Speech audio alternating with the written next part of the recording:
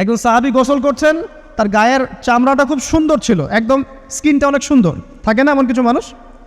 আচ্ছা, এখন আরেকজন সাহাবী এই গোসল দেখছেন দূর থেকে, দেখে বলছেন যে কি চমৎকার তার শরীরের রংটা, যেন কুমারী নারীর মতো, অনেকটা এমন একটা কথা তিনি বলেছিলেন। সাথে সাথে এই সাহাবী অজ্ঞান হয়ে পড়ে গেছে। কোন সাহাবী? যিনি গোসল করছিলেন। এখন এটার আপনি কোনো ব্যাখ্যা দিতে পারবেন না তো, এখানে কোনো সায়েন্স দিয়ে বা মেডিকেল সায়েন্স দিয়ে আপনি কোনো ব্যাখ্যা করতে পারবেন না। একটা ব্যাখ্যা দিতে পারেন, কিন্তু কেন সেটা হলো সেটা আপনি অ্যান্সার খুঁজে পাবেন না। তো নবী সাল্লাল্লাহু আলাইহি ওয়াসাল্লামের কাছে নিয়ে যাওয়া হলো তাকে। তিনি বললেন যে এই ব্যক্তির ব্যাপারে কি কেউ ভালো মন্দ কিছু বলেছিল? তখন একজন সাহাবী বললেন, হ্যাঁ, অমুকে বলেছে এর স্কিনটা অনেক সুন্দর, তো ওকে ডেকে নিয়ে আসুন। ওকে ডেকে আনা হলো। ডেকে আনার পর নবীজি তাকে অনেক শাসালেন, তোমরা তোমাদের ভাইদেরকে কি মেরে ফেলতে চাও? তখন এই সাহাবী তো অবাক, আমি আবার কখন মারতে চাইলাম ইয়া রাসূলুল্লাহ? আমি তো মারতে চাই নাই, আমি তো খালি বলেছি যে তার গায়ের রংটা অনেক সুন্দর।